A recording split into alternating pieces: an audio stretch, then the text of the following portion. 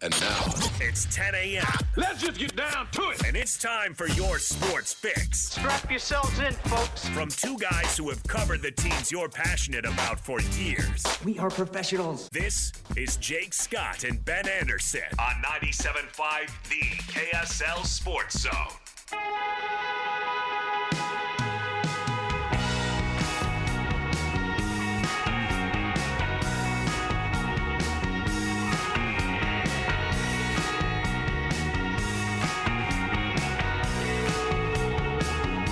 Jake and Ben, 97.5, the KSL Sports Zone. Jake Scott, Ben Anderson, thank you very much for making us a part of your day. We are on location, Ben, and good news, we have an extended show, basically, today.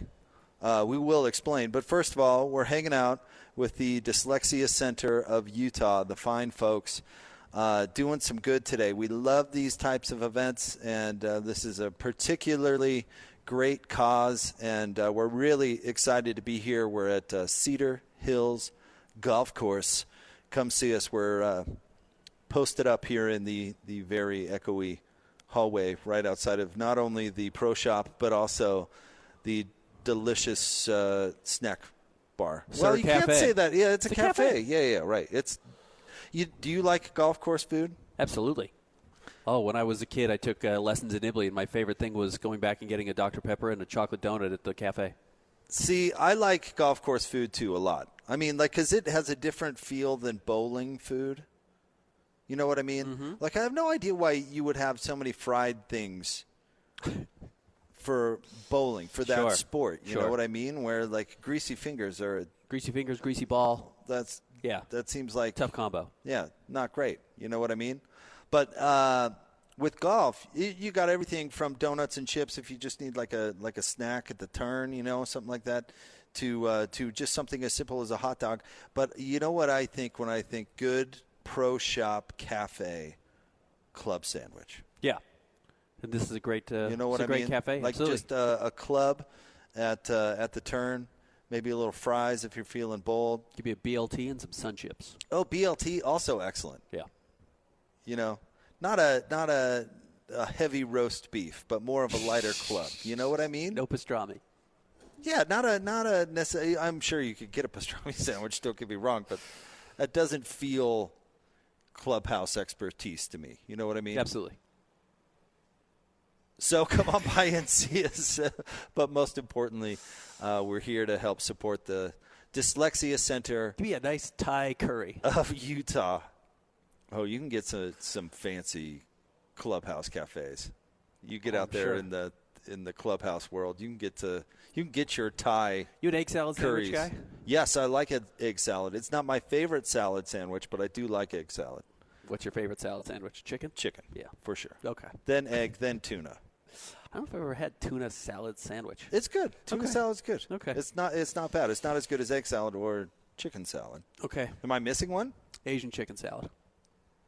Well, that's still chicken. No, I don't think No, they that's make still that. chicken salad because there's no one way to make chicken salad. Okay. That's why it's so great. Some big places. Mayo guy, big mustard guy, no mustard, little mustard. I'm open to whatever you want to do. Some people put ranch instead of mayo. That's a little heavy. I like mayo. I like same. Yeah, ranch just is very strong flavor. You know where my favorite chicken salad is in town. Yes. We don't need to give away free advertising. Sure. But it is quite good. Sure.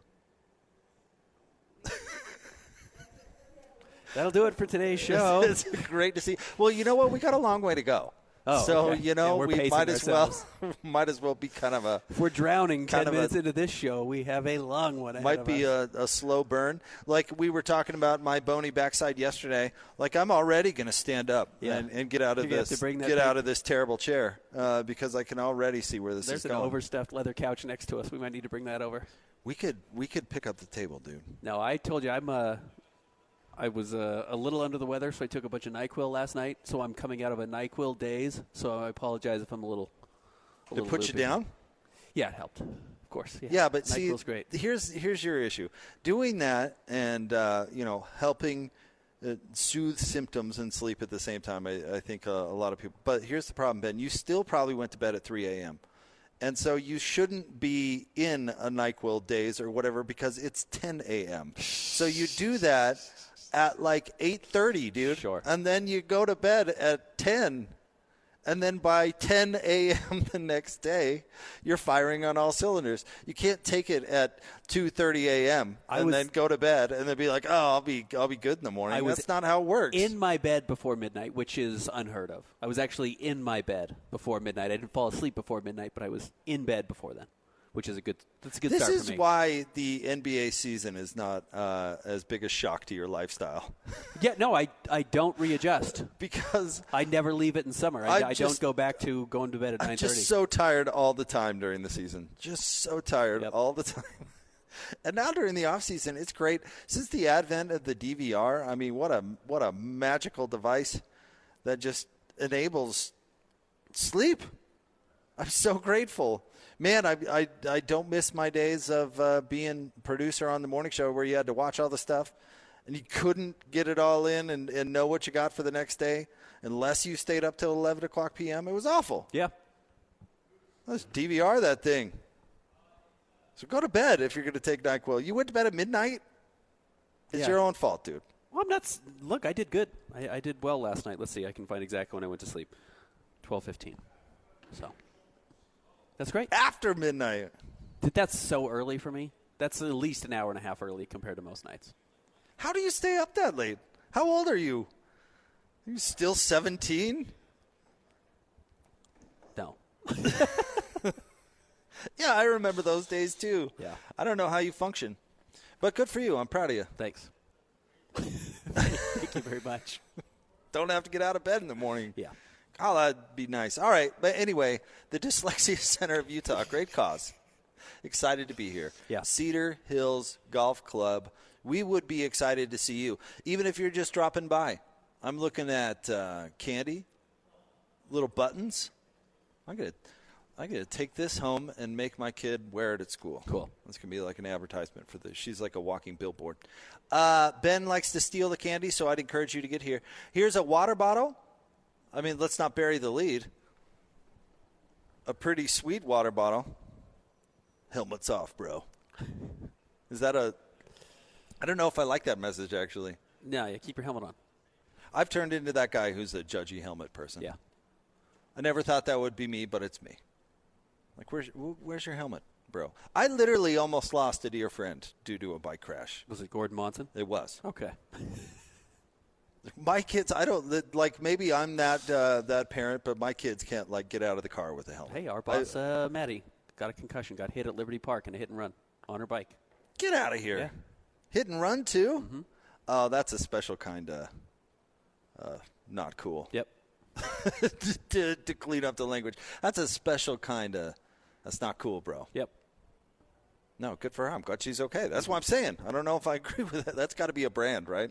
Nobody's out there like being like, let's get helmets out of Fewer society. helmets on the road. More helmets in football. Yeah. I skied without a helmet for way too long. Like, way too long. Yeah, absolutely. Like, there were helmets everywhere before I gave into that. And that, in hindsight, was extremely foolish. Sonny Bono lost his life. Absolutely. Horrible. Where was that? California? It wasn't Utah. No. There have been celebrities Liam who Neeson's wife. had ski accidents. Tricia, what was her name? Exactly what I was thinking, Christian. Gwyneth Paltrow. We had a trial about one. Poor Natasha Richardson. Poor Excuse me. Gwyneth nearly Yeah. lost her nail that day.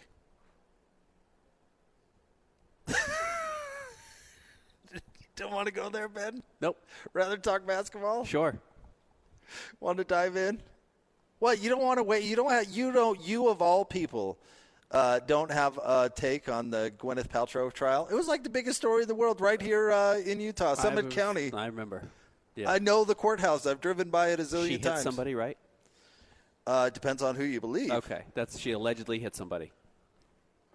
Exactly. Okay. Allegedly. Yeah. Or he hit her. I can't remember. And then somebody made a play about it. It's one of those cartoons where they take two different characters and have their recollection about the same story. Yeah. Like Gwyneth was coming like a bat out of hell. She had vengeance in her eyes. I've never been the same since. Get revenge. Amazing stuff. She got let off, though, right? I think so. Well, yeah, it's Gwyneth. What are you going to do? She's got more money than you do. Ben loves Shakespeare in Love. It's his thing. That's good. Didn't it win Best Picture? It did. Isn't it considered like the worst movie ever to win Best Picture? No, not if you saw the Green Book. Wait, what was the Green Book? Viggo Mortensen. Oh, I love Aragon. Yeah, it was not good. It was not terrific? It was horrible. Oh. Everybody always doesn't like American Beauty. Mahershala Ali. I thought that movie was good. Yeah. All right. Whatever. Ben, how about them Cavs, huh? Yeah, tough night last night. If you Gone fishing. Well, the hard part was not that they lost. I mean, you expected them to lose when Jared Allen, Donovan Mitchell, and Karis LeVert weren't playing. The real issue was that as soon as that game went final, there was a 3,000-word hit piece on the Cleveland Cavaliers that was released by The Athletic of all the issues behind the scenes that had been boiling out over. Hit piece? It was not great. I love that. But not a critical piece. Like, hit piece implies, like...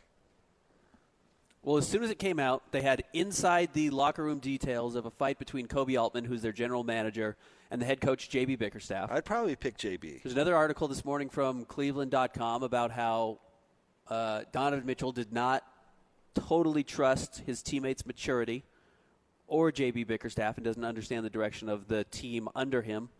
And Darius Garland, who's represented by Clutch, which is the Rich Paul agency, not liking being on the same team as Donovan Mitchell because he's gotten overshadowed and is not getting the same opportunities, even though, why do you want to have good numbers in the NBA?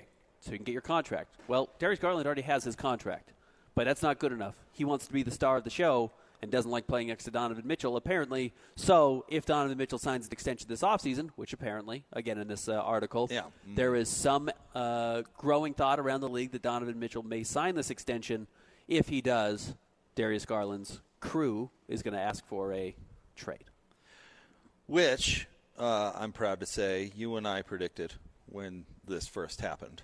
It's a mess. It's a mess to have that much drama. Where is Donovan going to, who's he going to take a bite out of? Well, it was obvious. Darius Garland. He's what LeBron's done to most teammates. Mm-hmm.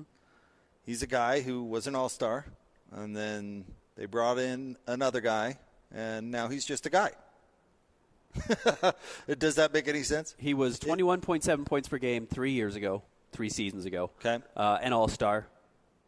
Dropped to 21.6 first year under Donovan Mitchell. So barely dropped off, and then this year he was down to 18 points per game. And we all know it's not just numbers, right?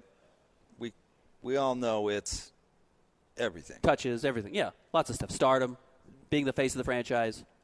Down to how players are treated in the locker room. Yeah.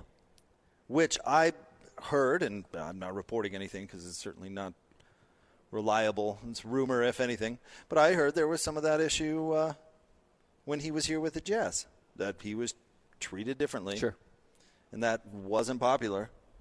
And I wouldn't be surprised if it's the same way in Cleveland. Would you? Star player dictates a lot of the thing. Maybe, where Houston would bend over backwards for James Harden. They would stay in a city overnight so he could go out at night and then fly out the next morning. Yes. Where a lot of people are like, no, take me home. I want to go see my family. And they're like, no, James wants to go out. Now, I'm not saying that's what Donovan Mitchell wants, but if Donovan Mitchell has a specific schedule or certain ways he likes to do things, they probably cater to that with Donovan over Darius Garland, who at one point was 22 years old and an all-star and wanted to be that. It's just this type of drama that I don't know if it ever came to a head in Utah, but just always felt like it was around. There was just always talk. Yeah, there was always talk, and I don't know why that is. I don't know if it's Donovan Mitchell behind the scenes. I don't know if it's that Donovan Mitchell's not good enough to be this guy.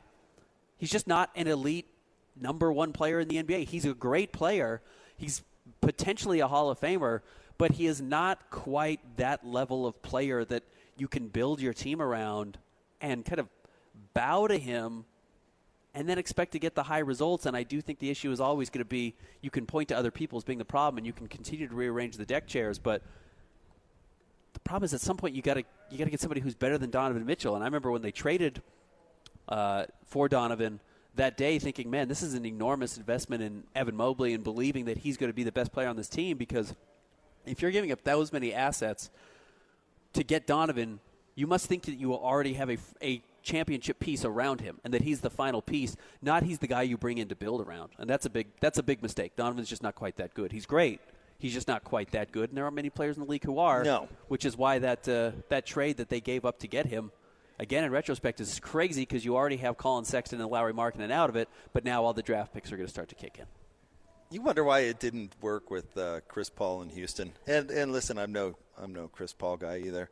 He irritates me too. But can you imagine if you're him and you're sitting on the plane, ready to go, a night after you were supposed to leave, and James Harden comes on covered in glitter. Yeah. Last guy on the plane. Yeah.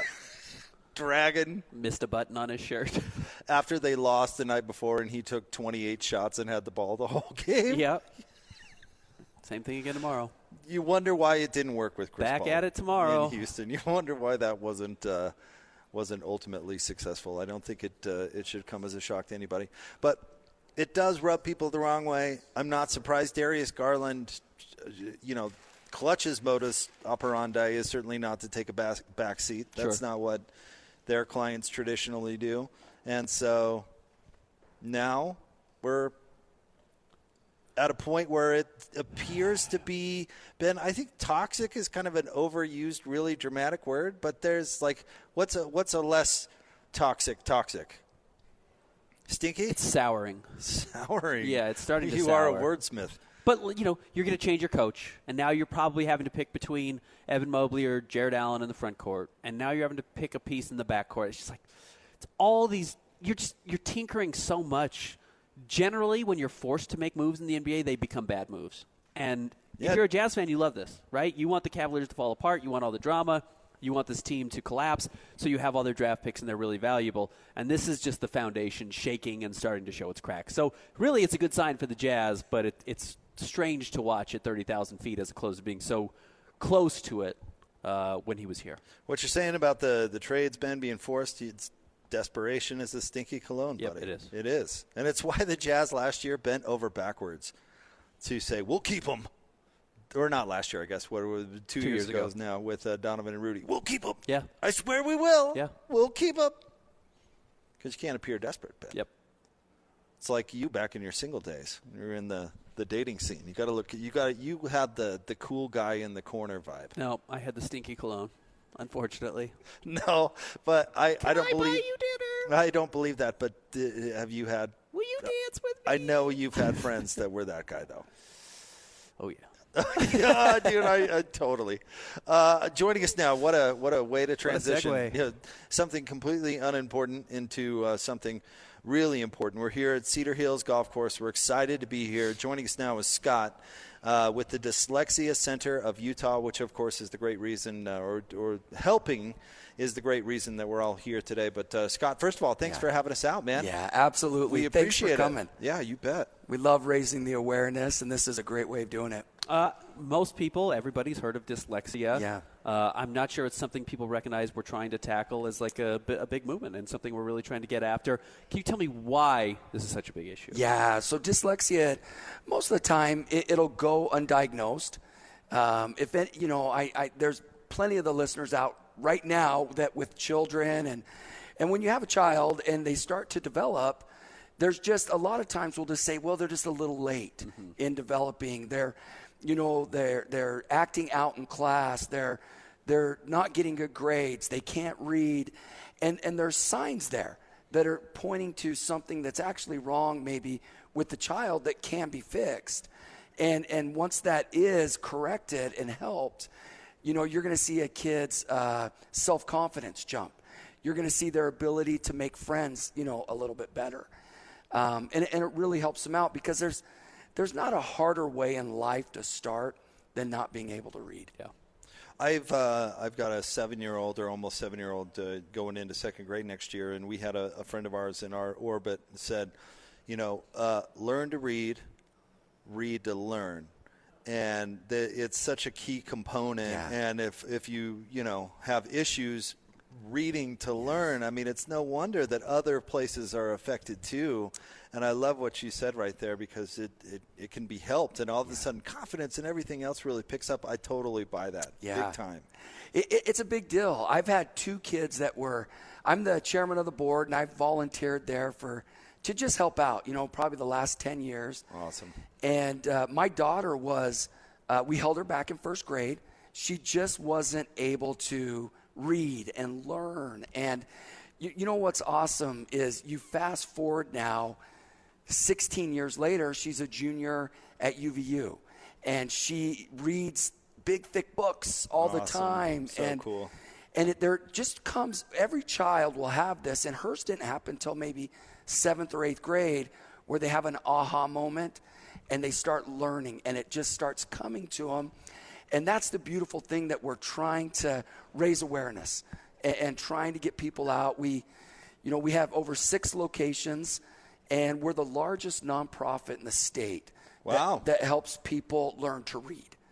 And so the really great thing about our tournament today is every single penny we earn actually goes to underprivileged kids to learn to read, because it's a cost, obviously, to go to the center and learn.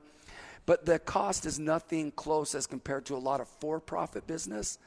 And so if there's a child out there that's struggling, can't afford it, you can go to our website and you can actually apply for a scholarship. And that is life-changing, maybe for a single mom, or, someone that's just struggling out there that cries, that after going to a parent-teacher conference, I want my kid to succeed, but I can't, and I can't afford this. We try to make ways to help them. Well, Scott, thanks for including us and letting us be a small part of it. We really appreciate it. And how about that, Ben? The guy who runs the show never gets to play golf. He's always doing working other stuff. Yep. Yeah, you got to at least get some swings on the range for us, Scott, please. We did, and I went out there to help a company that I own, and I brought them out to play. One of the guys hooked one and went right through a back windshield of a car parked out there. No! Was it a Subaru sedan? Yeah, it was a Subaru sedan. If you need to run out there, you can go look. Check, I will be check and see. Yeah. I might just do that. No, that's. Did they immediately look the other direction? Because that's what I do whenever I hit somebody. Or not somebody. Good heavens, no, like a house or something. Right. You have to turn and look another way. Where did that come from? And if you happen to point to somebody else in your group, that is also a strong move. It is. You point at the guy just standing there, and then it's golf etiquette, right? Scott, you're the best. Thanks for having us, man. We appreciate it. Thank you very much. DyslexiaCenterofUtah.org. You can go check out some more information. Yep. Stay tuned. More next. 97.5, the KSL Sports Zone. It's time to break down the biggest stories of the day. Let's go.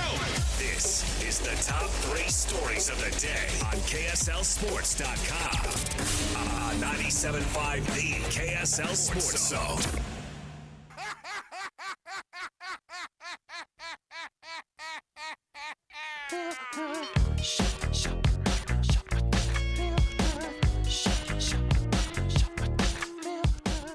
God, I forgot how creepy the intro of this song is. It was a maniacal laugh. What is this, the Thriller? Thriller, yep. It's time for the top 3 stories of the day here on Jake and Ben. Brought at KSLSports.com, brought to you by J. Brooks Jewelers. 2 locations to serve you. One on Winchester Street across from Fashion Place Mall. The other, Ben, you drove by it today. Yes, I did. Traverse Mountain right there in Lehigh. You stop off, get yourself one of those like dangling earrings that looked cool in the 90s. That's exactly what I got. Isn't all the 90s stuff coming back? Yep. I see the parachute pants. It takes me right back to junior high. Not the parachute pants, I guess. What am I looking for? The like wide leg, the wide leg jeans. Your kids are getting to the point where, or starting to get to the age where that kind of stuff makes a difference. We're getting there quickly. Are you going to start dressing like your children? Yes. Oh, I'm going to make fun of you so much. No, I think if you show up, my wardrobe is. If you show up in wide leg jeans, you're going to get it, dude. I don't see it. I don't see it for me. I don't either, but I'm just telling you. I'm giving you forewarning. Desperation is a stinky cologne, as they say. Christian, you into the wide leg jeans? No, I don't have much of a fashion sense. That's why I work in sports. Good. Yeah. I like you Radio's better. great. Yeah, don't fall into it. Yeah, don't need a fashion sense for radio. All right. Where are we starting today, Christian? Number 1, the Mavericks take the series lead.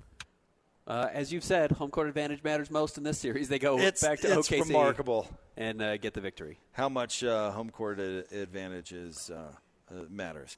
Ben, I got to give you a tremendous amount of credit because you were the first person that I heard point this out, or at least really put an emphasis on it, that Oklahoma City is so flawed because they can't rebound at all. They can't rebound at all. And I like their coach. I think Dagnall is pretty sharp. I like the beginnings of what they're doing with their young players. Obviously, they were the top seed in the Western Conference. They're headed in the right direction. But they are super flawed. They're going to have to – I don't know how they fix that, honestly. But if Dallas can push you around, then you're in real trouble. Yeah, because Dallas has some size, obviously, with Derek Lively and Daniel Gafford. Daniel Gafford's not exactly Shaq out there. But that's not how Dallas plays. That's not how Jason Kidd wants to play. I mean, those trades were savvy and they've made a difference, but he's not. He's more Stinkin' Riley in practice than Kyle Whittingham. You get my drift? Absolutely. Again, it's just a reminder of how difficult it is to build a title contender where you can be the number 1 seed and be close and have the hot young thing in Shai Gilgeous-Alexander who's going to be the next superstar. And you get eliminated in the second round, and then you start having to make adjustments. And if the adjustments are wrong or you don't make the right signing, and then all of a sudden these guys get really expensive because you have to extend everybody, your window closes. Yeah. And it closes really quickly. And we're looking at it with Oklahoma City. We're looking at it with Minnesota tonight. These teams that look like they have the world in front of them, the way the Utah Jazz did in 2017, 2018, 2019, all of a sudden that window just slams shut. And you've got to find ways to make quick adjustments. Now, Oklahoma City has a bunch of mobility because they own all these draft picks, and they've got some fun players that are tradable. But, you've got to find a guy who's big, who can rebound, who can play next to Chet, but also isn't going to clog up the lane next to Shai Gilgeous-Alexander. I don't know if that person exists. Yeah, it's like, okay, you need prime Brook Lopez. It's like, well, there's not that many of those guys, actually. There's not that many of those guys. I think they need a big and maybe a traditional big or whatever, and Shai's got to figure it out. Chet's a wing. So, I mean, I get it. He's a 7'2" wing, yeah. But Chet's a wing, so I don't think that there would be much duplication there, honestly. And then Jalen Williams hasn't been that good. I mean, in all honesty, as awesome as he was throughout the regular season last night, 6 of 13 for 12 points. He's just he's not affecting the game the way he needs to as a up-and-coming superstar. And again, it's his first trip to the playoffs. He's only in his second year. I'm going to give these guys room to breathe and develop and grow. But they're super flawed. They'd get creamed by Denver. They'd get creamed by Minnesota, I think. Yeah, I agree with you. So, but the good news for them is they have all the resources in the world to do whatever they want. Yeah. I mean, they have cap space for now, as you point out. But they've got tons of picks still. They still have more picks than the Jazz, right? Mm-hmm. More picks, quality's not as good, but they do have more. Yeah. The worst thing that they could do, though, is trade for somebody like Trae Young. If they make that kind of move, it ain't going to work. Maybe it's just the theme of the day, though. Desperation makes you do weird things. It does. And don't be surprised with these teams that feel like they're close with the pending CBA. If you have an owner who says, hey, I don't want to be spending triple the salary and getting locked up all these draft picks that we own, not being able to make trades in the future. I want to win now. And this is our opportunity to do it if they start making some weird, desperate moves this offseason while they do have that $30 million. And then we talked about the Celtics and the Cavs. Any further thoughts on that? The Celtics ultimately will have to get Godzingas back, but they looked terrible last night. I mean, they've looked terrible all playoffs, but and Cleveland they're still stinks. coasting. And, yeah, Cleveland is not good. And they will beat the Knicks or Indiana with no problem. And then they are going to get absolutely walloped like a heavyweight boxer in the first round getting punched by Mike Tyson, whoever they go up against in the West. They are just going to absolutely take a beating in that first game and have to recognize, this is a different level of basketball than we've been playing for 2 months. So are you ready for the Nuggets-Timberwolves Game 7? You think it's going back 7?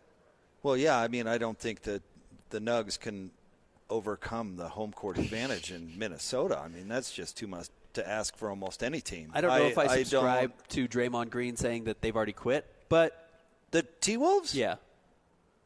They're going to come out hungry, and I think Anthony Edwards is going to try and put the team on his back. I will be curious if Mike Conley can play or not. That's a foolish thing for Draymond to say, especially as a current player. Because when you say that, you're admitting that you give up sometimes. And it was a shot at You know what I mean? Gobert You're and Cat. Yeah, when you absolutely. call somebody else out for that, you're in a sense pointing the finger at yourself that says like, "Oh yeah, I do this sometimes. I've quit. I've quit before. Yeah, I know what it feels like to quit. Yeah, right. What a moron. That guy's an idiot. You know what, Charles? I'm getting offended by the comparisons between he and Charles Barkley. If that's what they're trying to do to like get the next Charles with Draymond, it ain't it. Like, because that's a moron thing to say from like a strategic standpoint. Yep. And you know what Charles Barkley is dumb. Maybe wrong sometimes, but he's not dumb. Right. Draymond's dumb. Yeah, Draymond's willing to put himself in front of the analysis. His own biases in front of the analysis. Congratulations. You're not going to last long. Yep, 'cause you people won't. aren't going to watch Nope, that. you won't. And why are they doing it while he's still a player? Yeah, it's a weird Wow, thing. this is stupid. That is strange. But then you think the Nuggets finish it off then? I think they have a good chance to finish it off. It does really depend if Mike Conley's healthy. Again, he's little. He gets hurt in the playoffs. He got hurt. Got a hamstring here. I remember he missed a game in the bubble. Now his wife was pregnant. Good for him. Go be there with the birth of that's your not child. getting hurt. But that's That not his doesn't- fault. That doesn't count. But having hamstring issues, ankle issues that were common here. Now he's got an Achilles problem. It's like, yeah, you're not going to be healthy enough to win. Well, he shouldn't play. He's got an Achilles problem. Yep. That's what they're saying, Achilles soreness. Yeah, don't play. And then Cat keeps getting hurt. So, yes, I bet Denver finishes it off. I think that would be my pick tonight. Knicks at Indiana. No road team has won in this series, so maybe Indiana ties it up and sends it back for a Game 7. They don't guard at all, which makes it impossible to predict Indiana to do anything, even win a game against a team that should be losing to almost anybody else. Mm-hmm. Yeah, this is a bad series. It's fun to watch, but the teams are terrible. Yep. It's terrible. Ugh. All right, what's next? Number 2, the Jazz are set to work out Bronny James. Bronny James. According to Kristen Peak of Yahoo Sports, the Utah Jazz will bring in Bronny James. They're getting LeBron, Ben. Look out. I'm not sure that's going to happen. LeBron's retirement tour is coming to the Wasatch Front, bro. He did have a very good day yesterday at the Combine. Now, we know he shot really well in the in the shooting drills that they do in the opening day. He did not measure very well, 6'1.5". But he came out yesterday. I think he was the leading scorer on his scrimmage. 13 points on 4 of 10 shooting. Kind of showed off the, defensive guard role that he's going to play in the NBA. He's not going to play in the NBA. I'm offended that you're even paying that much attention to the Combine, that you know all that. I did watch it yesterday because both Dylan Jones and Jackson Robinson were playing of our local team. So Bronny was in the way there. And, of course, Bronny was on they had a camera on him the whole time. They had a camera on Bronny. They had a camera on LeBron. He was there with his wife, Savannah. And then they kind of showed the rest of the game. But there was a lot of LeBron stuff. But this is from Kristen Peak at Yahoo Sports. The Jazz expressed interest in bringing Bronny in for an individual workout and could be interested in him with the 32nd pick. Sources told Yahoo Sports the franchise has been patiently rebuilding behind the leadership of Danny Ainge. Where this actually kind of makes a little bit of sense as far as a landing spot is that Dwayne Wade is a part owner of the Utah Jazz, and that you might get LeBron's blessing to bring in his son because LeBron's buddy Dwayne is a part-time owner. And I'm not saying you draft him because Dwayne's the part-time owner. I mean, you think that LeBron trusts that you can take care of his child while he's in Utah. Now, I admit that that's an insane way to talk about anything, where LeBron is going to want to dictate the league and where his son goes, et cetera, et cetera. I think a lot of people might just be trying to hold the Lakers hostage. There.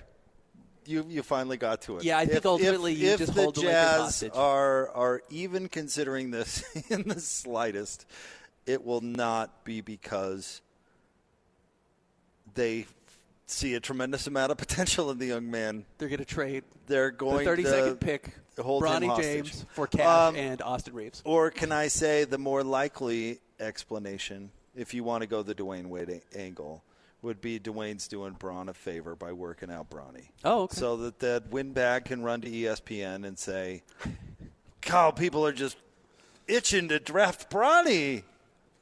I mean, there's so much. Danny Ainge worked him out. Are you kidding? Loved him. Didn't miss a shot. I'm going to give Bronny a fair chance. I have not been impressed in what I've seen with him at USC. I had recognized that USC was an absolute disaster of a team last year. 4 points. It was a mess. 4 points. It was a mess. Utah State was a disaster under Tim Duryea. No offense, Tim, who I actually really like. Sam Merrill was still good. Really good. Yeah. Disaster still showed to be a good player. Of course. 4 points a game. It should offend you as a basketball person that he took somebody else's spot at the combine. Yeah, it was weird he got a combine invite because most other players He are not getting should that combine be invite.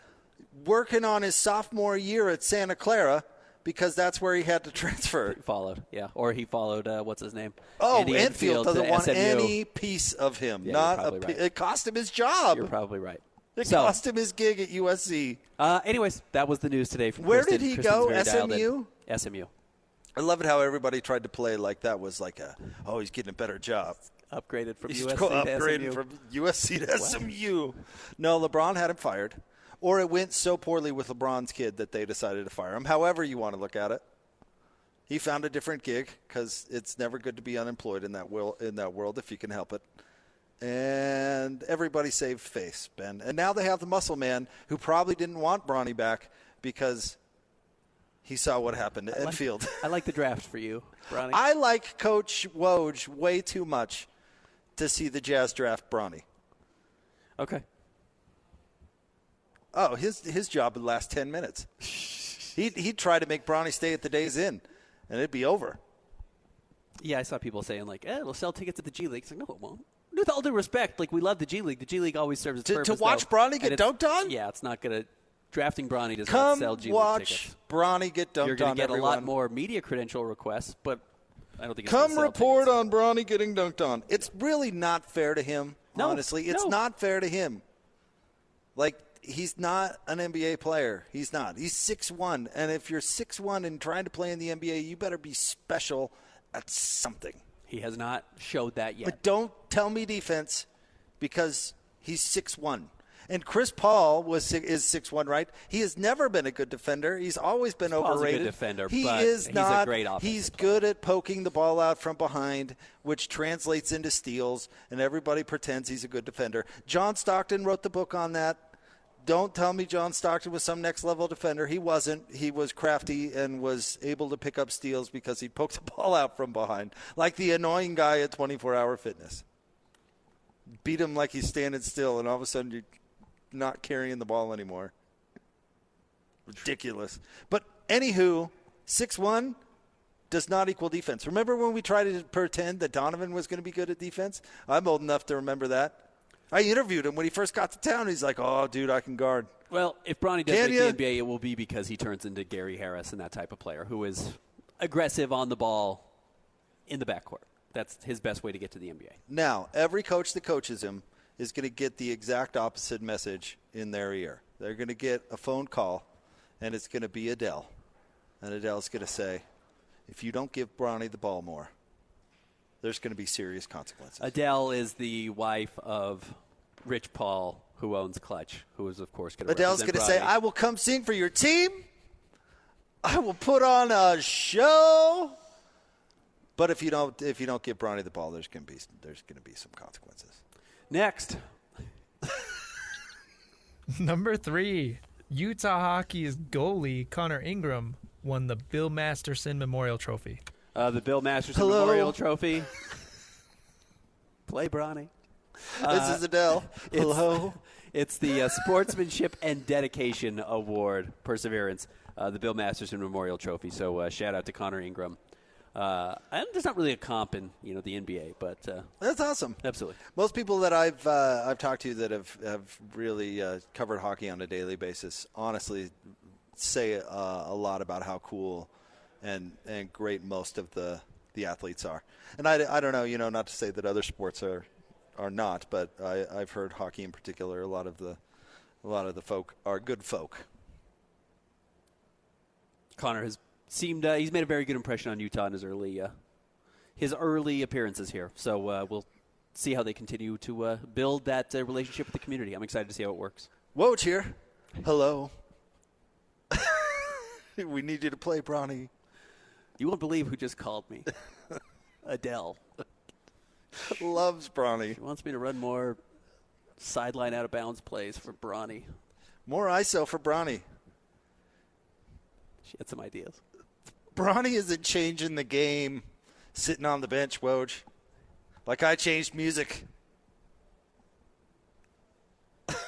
And then changed lives. You're about to have 2 divas on your hands. More next, live for Cedar Hills Golf Course. This is Jake and Ben, 97.5, the KSL Sports Zone. Your home for Real Salt Lake is right here on 97.5, the KSL Sports Zone.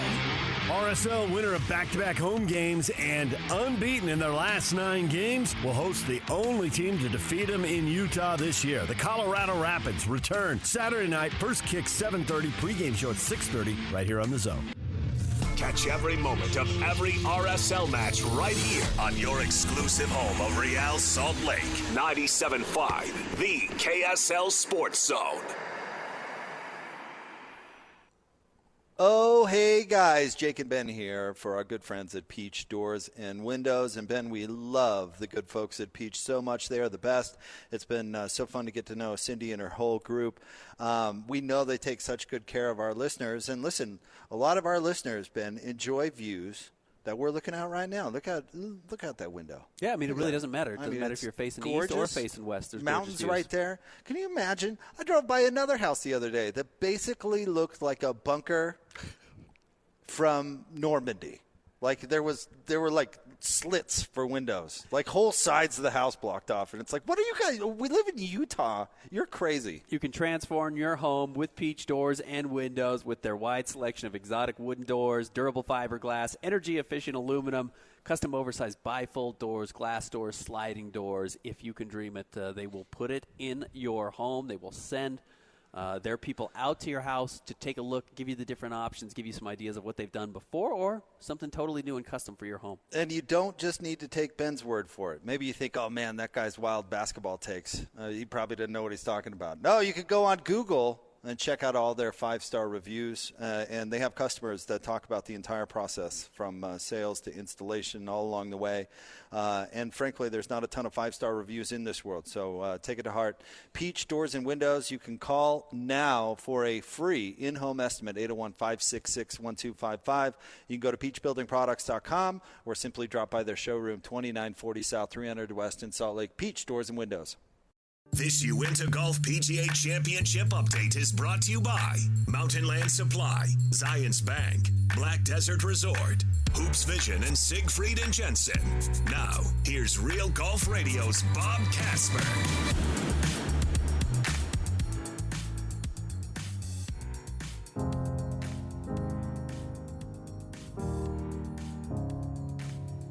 Hello, it's me. I was Jake and Ben, 97.5, the the KSL Sports Zone. We're live from Cedar Hills Golf Club, hanging out with the good folks from the Dyslexia Center of Utah. We'll talk more about that coming up. This segment is brought to you by Peach Doors and Windows, Utah's premier door and window retailer, combining beauty and technology on doors and windows since 1993. Call today for a free in-home estimate, 801-566-1255. Speaking of golf, Ben, it's time to talk a little golf. Of course, he is the co-host of Real Golf Radio every single Saturday morning with Brian Taylor. And, of course, you hear him all over the station on the weeks of the majors. He's the one and only Bob Casper. What's going on, Bob? Hey, how you guys doing? We're doing terrific. Hey, fun to see Tony Finau off to a hot start, 5 under through 10, tied for second right now. Well, and he just made a birdie on the 13th hole, so now he's 6 under par, but he's still 3 shots behind Xander Schauffele. Xander Schauffele's played 17 holes. He has 9 birdies and 8 pars right now, and he's playing the last hole to get in the clubhouse. The interesting thing is he's one of the guys that has a 62 in a major championship. Nobody's ever shot lower than 62, and if he were to birdie the last hole, he would shoot 61. So pretty amazing to see how he played and how he's playing right now with a bogey-free card and coming off a second place finish last week to Rory McIlroy. So, but great to see Tony playing really, really good. I think this is a great golf course for him. Are these low scores a result, Bob, of the perfect conditions that we've heard everybody talking about? Yeah, they're perfect, Jake. They are amazing. The golf course is kind of soft because they had some moisture in it on Tuesday and Wednesday, and they're expecting rain on Friday and Saturday, so tomorrow and the next day. But yes, the golf course is absolutely perfect. The great thing is the PGA of America, they set up the golf course the way they want it to be, and then they let the guys go out and play and shoot whatever they're going to do. And a lot of guys are making a lot of birdies right now. The greens are perfect. When Tony's dialed in, what do you see from him? Well, you see him hit a lot of fairways. You see him hit a lot of greens, and where he normally lacks is his putting and maybe some chipping around the green. But he's doing phenomenally well with all aspects of his game today, and because of that, he's 6 under par through 13. So, Tony absolutely has a chance this week because this is a big golf course, and he hits the ball a long way, so it plays right into his game. Can former champ John Daly get back in it? Plus 9 through 14 seems rough, Bob. I don't know. I believe in John, I'm though. coughing. You made me choke. Who's John disappointing? Daly, I don't think is going to have a chance. I think he's plus 8 or something like that through his round. Yeah, plus 9 through 14 holes. So he's just a little bit off the trail. No, who maybe is underperforming, Bob, or somebody that you expected something from and hasn't been off to a good start? It's kind of interesting because there's a lot of guys that are right up there. You got Schauffele, you got Tony, you've got Rory at 4 under par, Max Homa's at 3 under par, Spieth at 3 under par. There's a lot of guys that are playing really, really good right now. I think Justin Thomas, since this is a hometown game for him, I would expect him to play really, really well because he's got the momentum on his side and the fans and that kind of thing. He was like 1 over par through a lot of the first 9 holes, but he's brought it back. He's now a couple under par. So I think he's probably underperforming just a little bit. I would expect him to be playing better. Well, I know DeChambeau was kind of a dark horse favorite for a lot of people because he does play so long and it is a long course, but he's even through 11 right now. Is that going to be too far back after today to be able to make a move later in this tournament? Well, these guys can always catch lightning in a bottle, and Bryson hits it so long and has an opportunity with all of his shots to make a bunch of birdies. But Brooks Koepka is another one. I expected him to play a lot better, and he's currently 1 under par, tied for 17th. So those guys are going to have to kind of kick it in gear to get a chance to get back in the tournament and contend on the weekend. All right, Bob. Now I'm going to ask you a question. I'd only ask this to you because you are the most dialed in the golf world person that I know. So I know, if anybody would know the answer to this question in my orbit, I think it would be you. Is Rory McIlroy divorcing his wife so he can join LIV? No, not a chance. All right. Okay. Because you know what? He's been such the hero of the PGA Tour, Bob. If he defected, I would be heartbroken. I didn't even like Rory before all this mess. Yeah. And now there's all the rumors out there. He's like, well, he's got to end this so he can sign the big check and doesn't have to give her any. And it's like, oh, come on. And apparently he's softened his tone as of late, Bob. I'm nervous. Well, he's softened his tone on the PIF and trying to get them to merge with the PGA Tour, have a minority stake. Rory is the guy that, like you said, has carried the torch for the PGA Tour as far as between LIV and the PGA Tour. Rory's not going to make that move. He's on one of the committees, and he's still involved in and has a say, but not voting rights right now. I think Rory has struggled the last little bit because of his personal life and what was going on and that kind of thing. But now he's been freed up. He played phenomenal golf last week, shot 65 in the final round when everybody else played. He lapped the field basically, so to speak. So Rory, I think, is fine. Rory's going to stay where he's at. He just wants this thing to come to a resolution. So do a lot of other players too. You're here, Bob. All right, good news. Hey, we appreciate all the insight, Bob. Thank you very much. You bet. You guys take care. The morning wave is just about to start finishing, and then you're going to see, the number one player in the world, Scottie Scheffler, play this afternoon, and some other great players as well. So we're looking forward to seeing what's going on after day one. Daly will get back in it, Bob. You see. Yeah. It's just he's a couple shots away, I bro. don't think so. A few Diet Cokes. Yeah, he'll be all right. Appreciate you, Bob. Thanks, Bob. All right. Thanks, guys. Bob's appearance on the show, in fact, all the coverage of the PGA Championship this week is brought to you by Uinta Golf, serving Utah's golfers since 1991. And, in fact, coming to a golf course always puts me in the mood to visit Uinta Golf because there's always something you can add. Trying to talk Ben into stepping up his gear. Let's go to Uinta. You always love spending my money. I like that about you. Let's go to Uinta. So much. Let's go to Uinta and hit a few. Yeah. You should get into that Maserati. Now that the back window of your car has been knocked out on the golf course, let's get you into that. Let's get you into that Scott Range wasn't Rover. serious about Let's get that, into that right? G-Wagon. Stay tuned. More next. 97.5, the KSL Sports Zone. Who's got it better than us? Your home for the best sports coverage in Utah. You're listening to Jake Scott and Ben Anderson on 97.5, the KSL Sports Zone. So hello from the other side. I must have called 1,000 times to tell you I'm But you've got to play Bronny. Want to remind you about the Hercules Hero of the Week. Nominate the youth sports volunteer you know for the Hercules Hero of the Week. Submit your nomination at kslsports.com/contests and listen every Thursday afternoon to JJ and Alex for the winner. Help us celebrate the efforts of those volunteers making an impact with the Hercules Hero of the Week, sponsored by Hercules Credit Union. What do you think? We're talking about LeBron James' son, Bronny, who had a very good day at the Combine yesterday and is putting himself in the legitimate conversation to get drafted. Now, was always in the legitimate conversation to get drafted because he's LeBron James' Stop. son. He is not putting himself in the conversation. That is not something he is doing.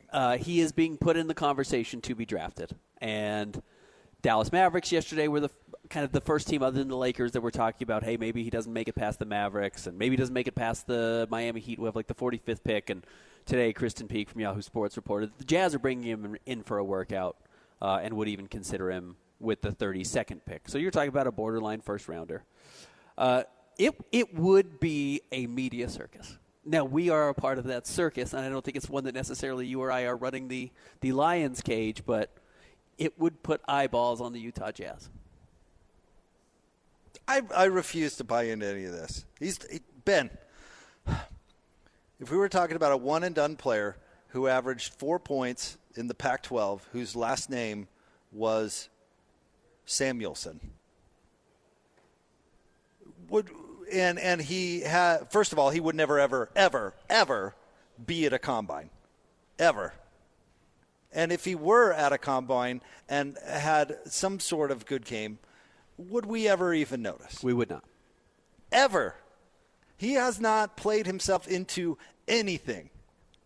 Ever. Not now, not never. I don't know why the Jazz are working him out, but it is not because he's an NBA player. If he gets drafted, it will not be because he's an NBA player. Right. Because he's not an NBA player. So stop it. We've got to stop it. If you want to draft him to hold him hostage, or if you want to do him a favor and work him out or whatever, fine. But he is not an NBA player. If he gets drafted, it will not be because he's a borderline first rounder. Stop it.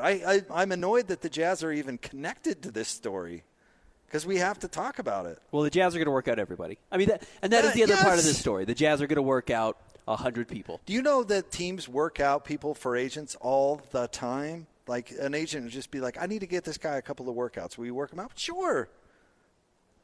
I'm not criticizing anybody for working him out or even Bronny for trying to live the dream, but he should be going back to college. He should be honing his game more. He's not an NBA player. It would be a disservice to put him in the NBA, even the G League right now, because he's not. Sports is still a meritocracy, and we can manipulate it with LeBron celebrity all we want, but it doesn't make a 6'1", defensive-minded non-shooter into an NBA player. And to your point, Bronny James was the number 28 recruit in the country last year. So, and even that was a favor to LeBron. Those guys have a chance. But let's put it in a vacuum. Let's just say it has nothing to do with LeBron, okay? Let's say his name is Bronny Samuelson, as you said. Forget that LeBron's attached. You get the top 30 recruit who comes in and averages 4.8 points. He shoots 36% from the floor and 26% from three. Well, there was a kid named Elmarco Jackson. I've never heard of this person in my life. Apparently he went to Kansas last year. He was the number 20 recruit, so about 8 spots higher. Is a little bit bigger than this Bronny Samuelson kid we're talking about. He shot 40% from the floor, actually 4 percentage points better. Also 26% from three. Averaged 4.3 points, nearly identical to Bronny Samuelson, who you've made up. 1.4 rebounds, so half as many rebounds, and 1.7 assists, a little bit fewer. But the truth is, nobody's ever heard of Elmarco Jackson, right? How did he do at the Combine yesterday? I don't know if he got invited. I don't think he did. Yeah, in fact, he didn't declare for the draft. Because he should be going back to college. Exactly my point. To your point, yes. It's fair. If you look for his pathway, his comp, his size, because I know people will bring up, well, Peyton Watson didn't play hardly at UCLA and got drafted in the first round by the Denver Nuggets and plays now. Well, first of all, Peyton Watson was a top 10 recruit in the country. And then Peyton Watson is 6'7" and has a 40-inch vertical. And Bronny James does not have those elite physical tools, nor was he that big of a recruit coming out of high school. He magically lost 3 inches at the Combine. He shrunk. Because, yes, he was 6'4".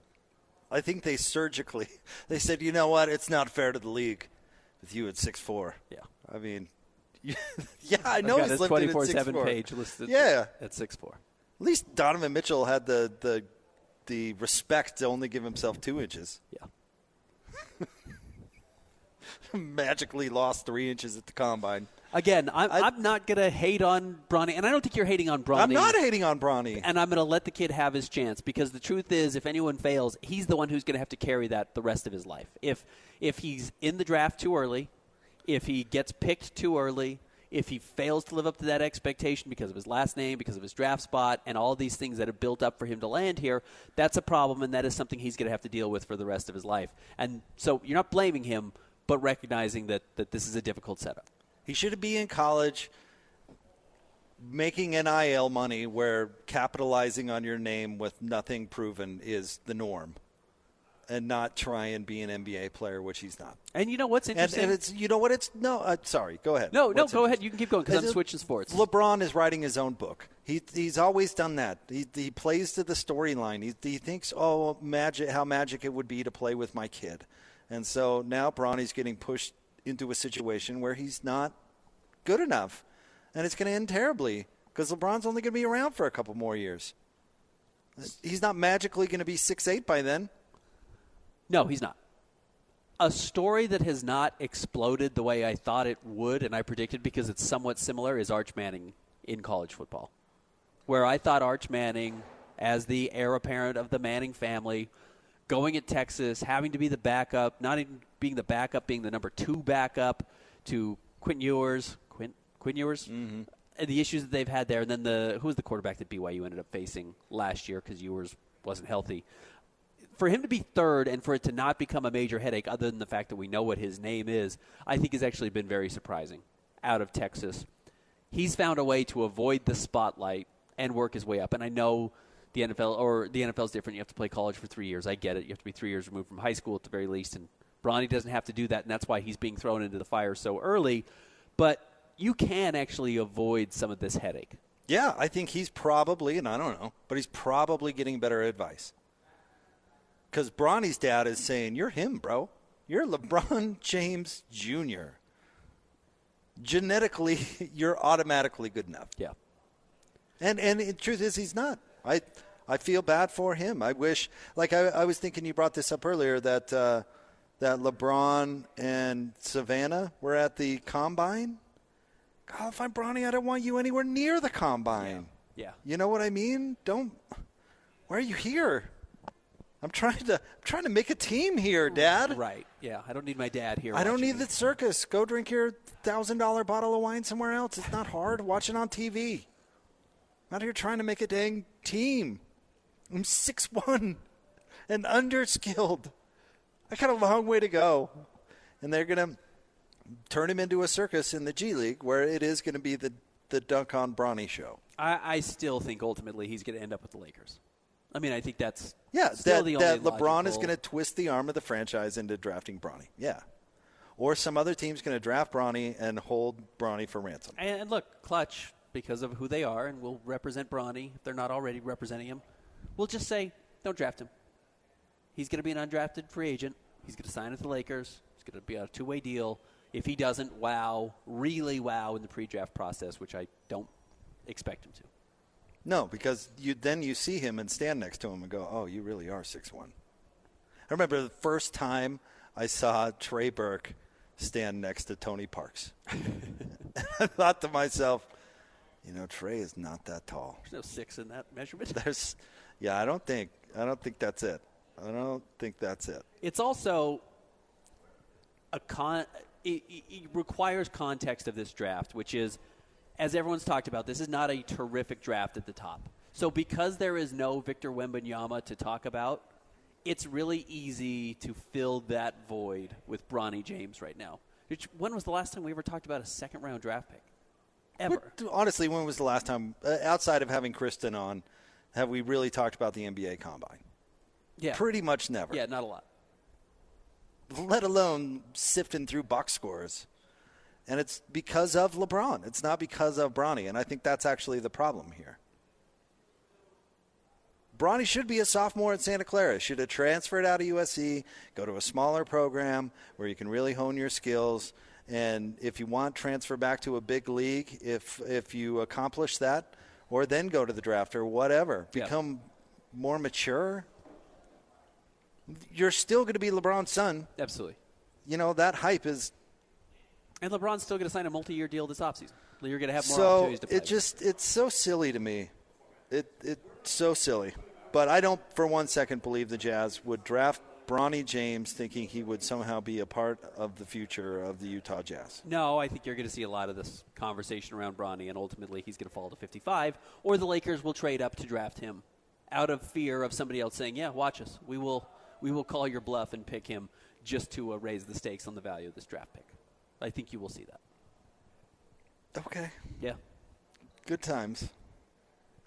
All right, we're live at Cedar Hills Golf Club. Come on by and see us. We're out here for a very good reason, hanging out with the good folks at the Dyslexia Center of Utah. In fact, Scott is jumping on with us once again, and appreciate it. How's it going out there? It's awesome. Besides the one broken back windshield, I don't think anything else bad has happened. And it's perfect weather for this. Oh, it's gorgeous. Thank goodness. Yeah. It felt like spring was a little late to come this year. It sure was. I was skiing a couple of weeks ago, and it was snowing. The last storm dropped like 2 feet. Yeah, it's crazy. So you're here in part representing Dyslexia Center of Utah, and that's why we're here raising awareness about dyslexia. How does it help? I mean, because we know what dyslexia is and the issues of how difficult it makes it to read. What does the process look like to diagnosing kids and then kind of following through with the help that they do get? It's interesting that you say that. Early signs of kids that have this would be something like difficulty rhyming, difficulty recognizing letters, delay in language, difficulty matching letters to sounds, difficulty counting syllables, and then complaining of dizziness, headaches, or stomach aches. Oh, interesting. Yes, and then a lot of times if it's if your parents had it, right, or a relative.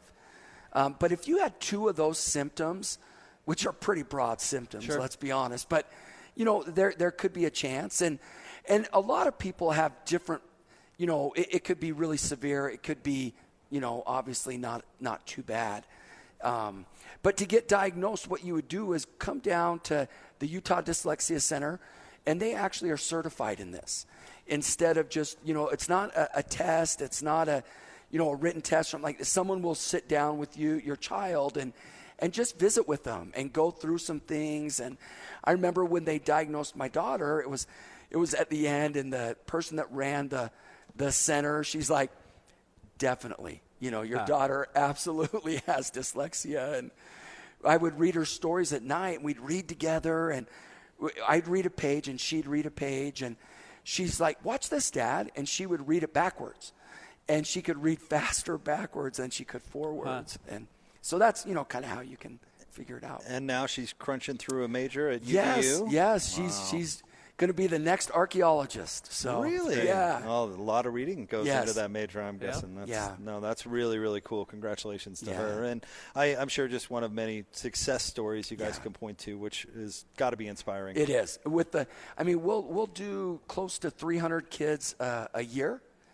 And, to see all of those kids succeed, and you see their parents, and they'll just come in tears. Yeah, I bet. Literally in tears, because all of us as parents want our kids to succeed, in no matter what they do in life. And when you see your kid succeed in a classroom setting where it's hard and it's a struggle, parents just, are just so thrilled. And nothing more frustrating than when they just are having a hard time. And they that's can't really get it. hard as a parent. Yeah. It's really hard. A lot of late nights went into that, Absolutely. I bet. A lot of, we're going to get this type of thing. Yes. So, that's amazing. To see that turn around, I bet, is incredible. It is. And you get to see the kids, and they get excited, and they'll come in and jumping around, and, hey, look, I can read this now, or let me show off to you, like, this is, what I'm doing now. And, it's hard because our school system isn't just set up to really help everyone's individual needs, right? Let's be honest. Right. And so that's why Dyslexia Center's around. Its pure focus is to help these children learn. They just learn in a different way, and that's what it's all about. Well, hey, Scott, thanks for including us, the station. Very cool. We appreciate it. I know Hans and Scotty are missing out. So Well, we appreciate you guys being here. Very cool. And our pleasure. And just promoting this. Thank you. Well, thanks, buddy. Yeah, this golf tournament helps raise money, by the way, for Yes. scholarships for kids to take part in this, to make it easier for their lives and their parents Kids in and their need. future. Kids that can't really, afford it. really cool. Yeah. All right. Thanks, Scott. Yeah, absolutely. Thanks, guys. More Jake and Ben coming up next. 97.5, the KSL Sports Zone. The sports you love, the teams you can't live without. Get a sense of urgency! This is Jake Scott and Ben Anderson on 97.5, the KSL Sports Zone.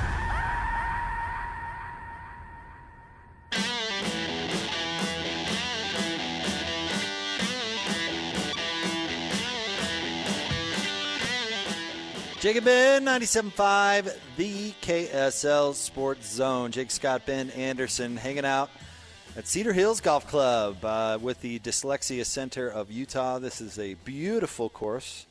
I've played it many times. Ben, you haven't played it. I don't think I've played it. It's great. It's very challenging. You get to hit off a cliff, which is pretty sweet. Very cool. It's good for the confidence, you know what I mean? Like if you can't bang one on that hole, You just then jump right off. You feel really good about you're, yourself. Whatever. You're in real trouble. But this is a great cause, and so we're happy to be here. excuse me, to support it with the Dyslexia Center of Utah. You and I both have children, Ben, and this is a big one for helping kids, and a lot of kids deal with this sort of thing. So it's cool to be here. Yeah.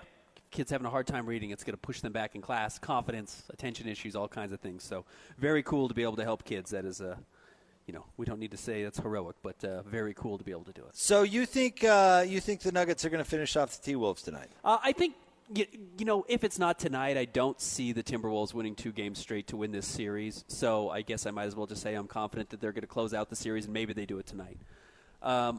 We have not seen a Superman performance from Anthony Edwards over the last few games. And it hurts when, especially this last game, they don't have Mike Conley. Because you can double off of Monty Morris or whoever their other point guard is going to be. Mike is really good. He shoots 44% from the three-point line. And you can't double off him, at very least. He will hurt you, especially if he's one pass away. Monty Morris you can, and that's the issue that they're facing right now. So Anthony Edwards has had a hard time matching that level. And, I'm guilty of it. I've been guilty of it with Oklahoma City. We just so quickly want to crown the next superstar in the NBA. And we've seen Anthony Edwards do absolutely absurd things so far during the regular season and in the postseason.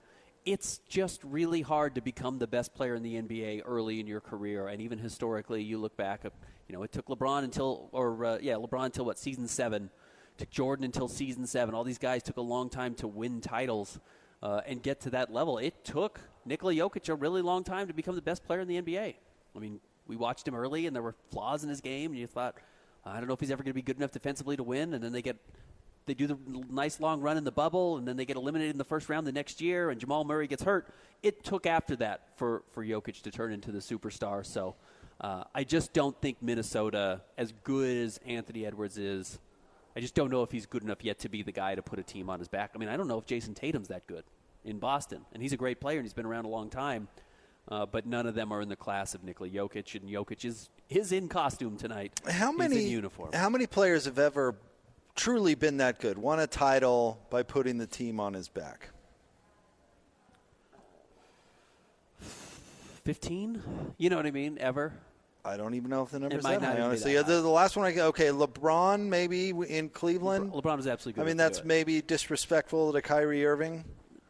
I mean, it depends. Okay, do you count like the Dirk's run? Like Dirk did it. He was the best player on a championship team. But best player on a championship team and putting the team on your back and winning it are different things. Okay. If that's the nuance you want to look at, yeah, maybe it's like fewer than Steph 15. Curry was the best player, but that team won all those titles. Correct. He didn't put the team on his back to win. That's what I'm saying. Right. Like, if you're trying to tell me that Anthony Edwards isn't good enough to put the team on his back and go all the way, well, yeah, but who is? Yeah, the problem is Jokic is. Jokic is that good. Isn't that a little disrespectful to Jamal Murray? Non-All-Star Jamal Murray? Okay, I'll listen to the argument with Jokic maybe. I love how he plays. That's conducive to making everybody around him better. I mean, he's got 3 MVPs in the last 4 years, a title, and is probably going to get a second title. I mean, that puts him into elite. But the reason that Denver wins isn't because he scores 35 every night. No, because he does so many things. I mean, he could score 40 every night if he really wanted to, but he beats teams. The reason they win is because he's unguardable. Yeah, he's the best offensive center. Not because I've he's seen like putting the team on his back, I suppose. But where the nuance of what we're talking about, we're getting lost in a little bit. But, are you telling me that Anthony Edwards needs a good team? If he had a good team around him, that they'd be a contender? Absolutely. Yeah. And I think they are a contender. They had Denver pinned 2-0. Yeah, they're a contender. They're absolutely a contender. I don't think they're going to get over the hump. It's not looking that way anyway. But that's not somehow Anthony Edwards' shortcoming. Michael Jordan never carried a team to a championship. He never did it by himself, no. No. I mean, he had to have another Hall of Famer on his team. I think people forget how good Ron Harper was. No, those teams were great. And he was kind of the Dwayne Wade in the situation where, because he played with Jordan, it took a big bite out of him, but he managed to be really, really good in the role that he kind of had as basically a point guard, which he'd never played before. Dennis Rodman's a Hall of Famer. Scottie Pippen's obviously a top 50 player of all time. Yeah, he had super talented players around him.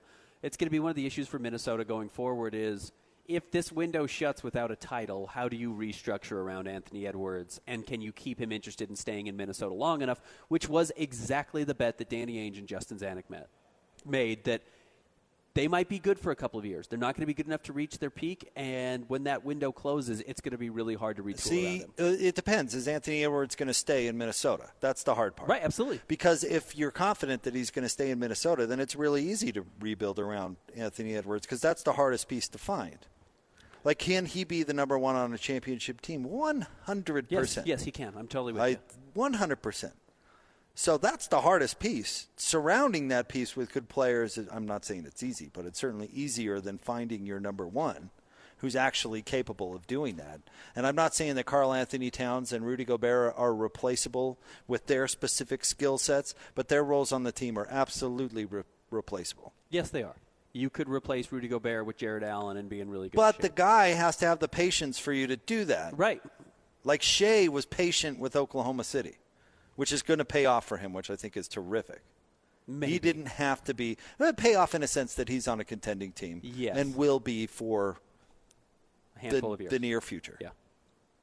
So it's going to pay off for him in that sense.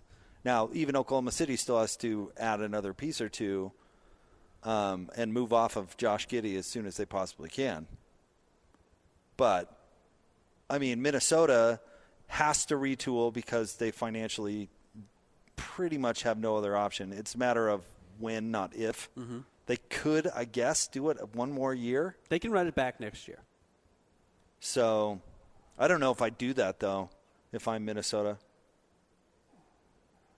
But that's like, you got to know, I mean, the fact that Giannis stayed in Milwaukee was a big deal, but now even he's running out of patience. I mean, as we're seeing with the Jazz, you have to kind of all put it together at the same time is the hardest part. Absolutely. It's just tricky. And it's even, you have less leeway now than even the Jazz did because the new CBA doesn't allow for it. And again, we've talked about it.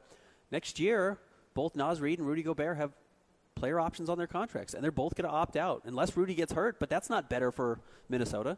But No. Rudy's going to opt out of the last year of his deal because Probably. he's still going to be near his prime, and he's going to say, well, I can get $45 million a year as opposed to the 32 or whatever I'm making now. I can get a longer deal, regardless of whether it's a raise or whatever. He will get a longer-term deal, and he's going to opt out, and it's going to cost Minnesota either more to keep him or they're going to lose him. So you've got to figure that out. Naz Reid's going to get a bunch more money because he's played so well this year, and that's where you find it tricky. So you've got to decide, are you going to trade Karl Anthony Towns this summer? Is that crazy to pull the plug that quickly and lose a piece?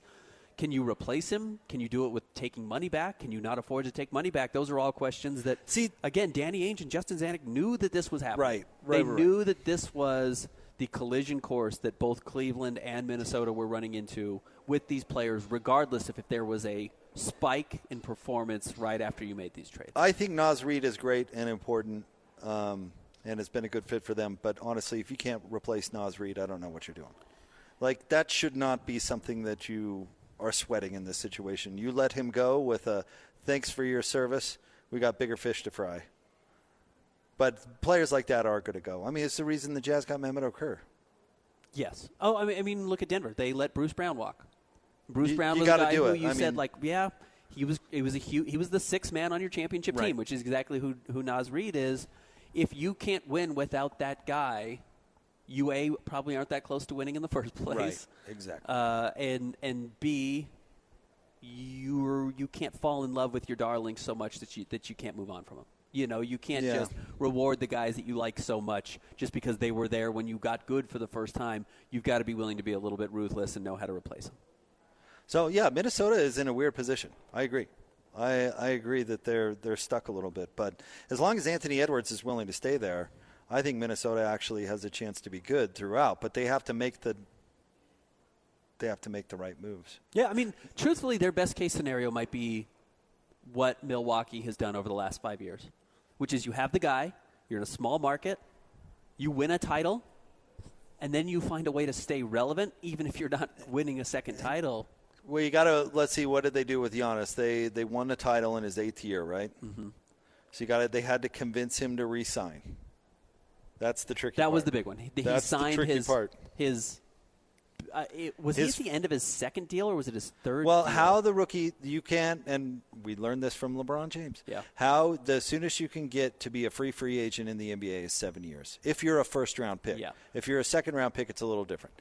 If you're a first-round pick, you're in the process for 7 years. Yeah. Now, you sign an extension 3 years into your deal or whatever, Right. and Yeah. it can be a minimum of 3. No, you sign your extension, it goes in after your 4th year, Right. and it can be a minimum of 3 years. It can be from 3 to 6. Yeah. But everybody not named Kevin Durant signs a 3-year deal. Yeah.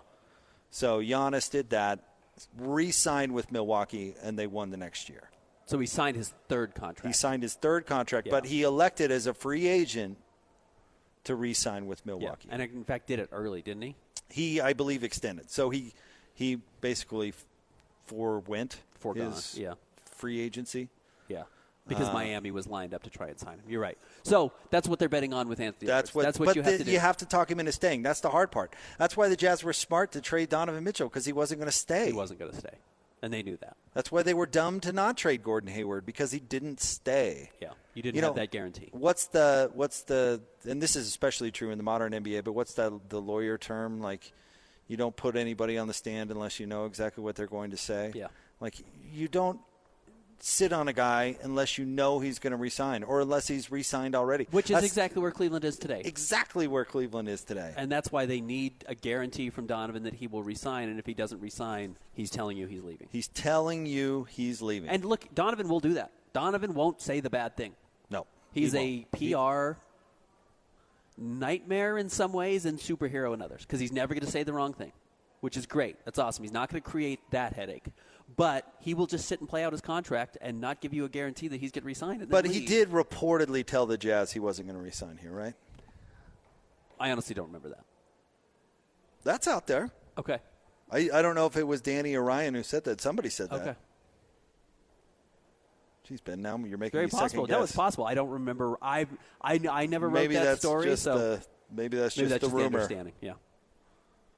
I've said for years that Paul George did Indiana a favor when he said he wasn't going to re-sign there. Absolutely. Because then you can move on and you don't have to start from scratch. Yep. All right, stay tuned. We'll get to more coming up next. Live from Cedar Hills Golf Course, Jake and Ben, 97.5, the KSL Sports Zone. Whether it's the Jazz, Utes, Cougars, or Aggies, these guys have got you covered. Time to eat, fellas. You're locked on to Jake Scott and Ben Anderson. 1, 2, 3, move it. On 97.5, the KSL Sports Zone. Two amigos on the airways, talking sports. They got it made, Jake's and also loves his tie-dye. Ben's got style with his style. Jacob Ben, 97.5, the KSL Sports Zone. Kind of wrapping up a Thursday's show. We're live here today. Ben at Cedar Hills Golf Club. Come on out and see us. We're going to be here for Hanson Scotty as well, so we're excited to stick around. This segment is brought to you by Peach Doors and Windows, Utah's premier door and window retailer, combining beauty and technology in doors and windows since 1993. Call them today for your free in-home estimate, 801-566-1255. Peach Doors and Windows. Big thanks to the Dyslexia Center of Utah for having us out here today. It's been a lot of fun, and we'll keep things going from noon to 3 because Hans and Scotty are both gone. And apparently next segment, Lloyd's going to be gone too. So, Lloyd's back. Oh, good. I know Lloyd was getting a growth taken off his. He was adding a growth to his neck. His abdomen. Oh. Yeah, he was getting that taken off. Just a Good. little. I mean, I didn't want to say wart. It could have been a skin tag. I was just going with growth. Okay. I don't know if they froze it off or had to operate or what. I don't. They put you under for that sort of thing. Some people. What like Lloyd? Like he's a very nervous People person. who are going to faint at the sight of a needle. Our friend Ryan Hatch fainted when his child was born when the epidural needle came out, and then he told the story on the air and nearly fainted on the air because he had a flashback to the needle. No, I was fine. I wasn't. No, but do you know anybody? Apparently, it's quite common. Like people just faint when they see the needle. No, I didn't. And it's big. It's an impressive feat to get that thing in somebody's spine. I remember for some reason my wife was considering not having an epidural. Yeah.